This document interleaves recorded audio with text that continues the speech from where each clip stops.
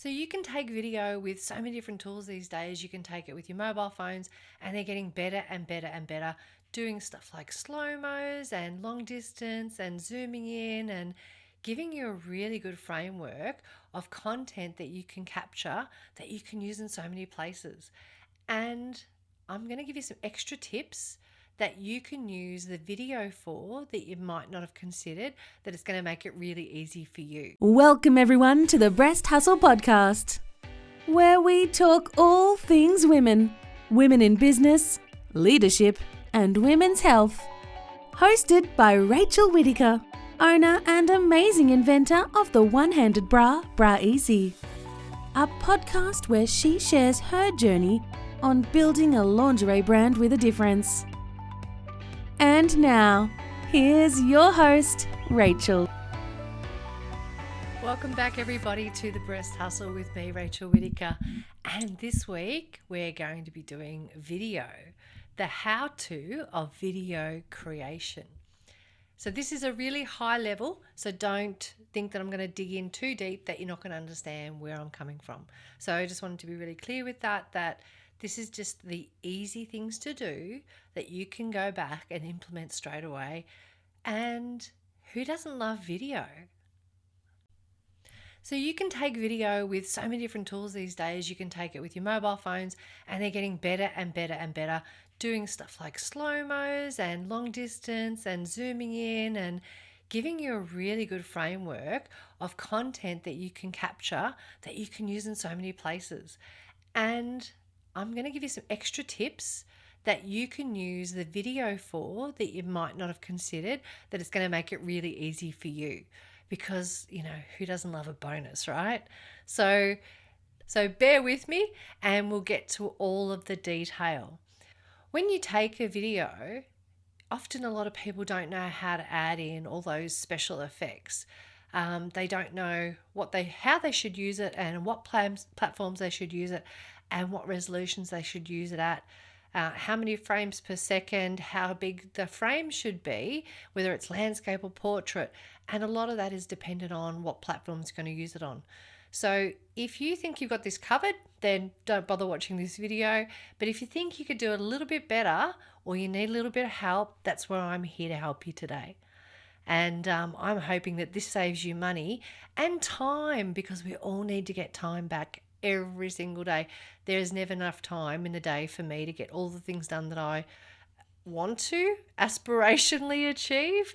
But I do try to get a lot done so that I can actually have some time off at some stage. So let's get on to video creation. So you might have grabbed your phone and you've gone out into the wilderness, into the wild, outside of your home or even inside your home, and you just want to talk to people. The things to consider is when you're doing that is try and be in that middle center of the video, unless you're going to use that for some graphics that you're going to put onto one side, and then you want the person to be slightly to the right or the left, depending on your preference of where you want the text to be.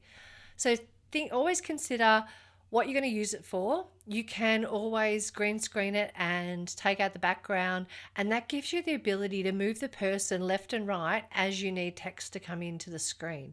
So that's a fun thing to consider. Do you need to green screen it? And green screening can be really fiddly, and it took me a little while to get my head around how to make it really crystal clear with a green screen behind me. And don't expect that when you do color keying inside Premiere Pro, that one color key for a green is going to take out all the green. You probably need to do 3 or 4 versions, so you're getting any darkness, so darker greens to lighter greens, that you can filter out and remove out and put a different background in. So this is actually my background. I've got no green screen in. I thought for a podcast there'd be no benefit, but I also figured because I'm going to record these, I actually just wanted it to be a nice environment. And green screens I can get a little bit excited and make it super technical, and it can take me hours and hours of editing because I want to put all these special effects in. So consider what you're going to use it for. Do you need a green screen or not? Where the person should be positioned, and who's your audience? And that's the number one thing.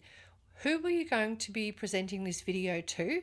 How are you going to convey the message that you want to convey?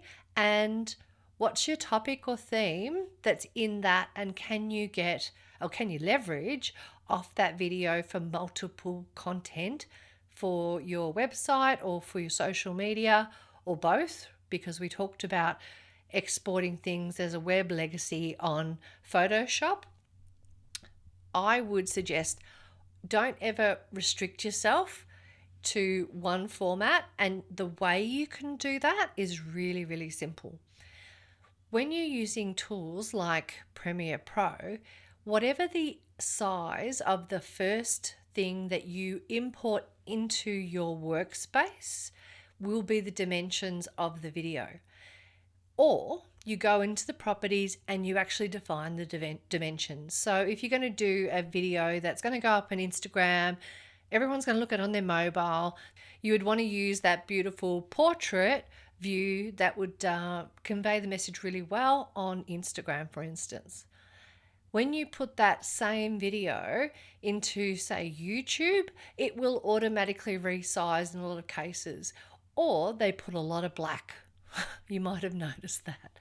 So consider what your frame size should be when you're creating all of these, and you can change it later if you need to, if you want to put it onto a different platform. So it's not do it once and you can throw it away. It's do it once and you can use this over and over and over again. One of the really amazing things that I love inside Premiere Pro is to be able to export a single frame into a JPEG that you can then use on all your social media, and you can put text all over that. It gives you the thumbnail that you need for videos when you're putting it up on YouTube. Also, it gives you a thumbnail. If you're putting it up on a website, you might want to put a thumbnail in there because that's what first gets downloaded when people go to your website. And so they're not having to wait for the video to start up. They get the image and then they can press play and they're good to go. Some websites, they embed the video inside the website. That's dependent on the themes that you use. And of course, those play instantaneously, but it can also slow down. When somebody comes to the website, it's waiting to upload in the background. And so that can delay other images coming up and slow down your website substantially. So things to consider, that sometimes having an embedded video inside your website is not the greatest thing. You might want to consider having a link to YouTube and having a thumbnail in there, because that will be a bit quicker. Just little things that I've learned on the journey. If you want to export lots of those images out of the video that you've made, you can, and then you can use that. You can use small snippets where you cut sections of your video down to 20 seconds, 30 seconds, up to a minute, depending on what platform you're wanting to put it onto. In Facebook now, you can actually put it like more than 10 minutes in video, which is super interesting. That's changed over the journey. You're still restricted on Instagram, and really that audience, you don't want to go for longer than about a minute to 2 minutes in any form, because people get bored and you've got to entertain them for a long time. So things to consider when you're making your video is take the video, contemplate what's the theme that you're wanting to convey and the message that you're wanting to convey to your audience. And other things to consider with video: how long do you want it to go for? What platforms you're going to put it up to? So for things like YouTube, you will be interested to know that when you initially put your video on, it actually takes YouTube some time to work out how to make that into the dimensions that can be seen on all devices really quickly. So you might want to consider, when you put a video up on YouTube, don't actually make it available to anyone for a couple of hours.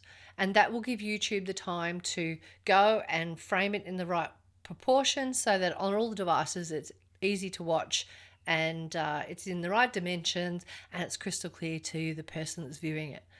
So you might not have known that it does take time for that to happen with YouTube. What you get initially is not what you get further down the track. There's much more work that they do in the background. So things to consider when you're posting to YouTube. The other thing you want to consider, of course, on YouTube is your tags. So I use a tool called TubeBuddy, which I find really, really helpful in the tags that I use, what content I'm going to put on as far as the text that describes the video and is clear to people so that they understand what the topic is all about. When I put the text captions on to all my videos, because I want them to be accessible to people with a hearing impairment, for instance.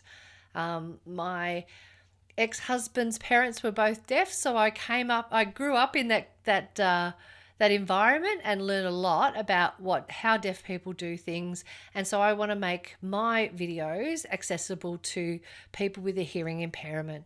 Obviously, with podcasting, that's not easy to do because it is purely hearing. But having said that, I always put the text in of what I'm talking about during the video with the timestamps so people can have screen readers if they're vision impaired.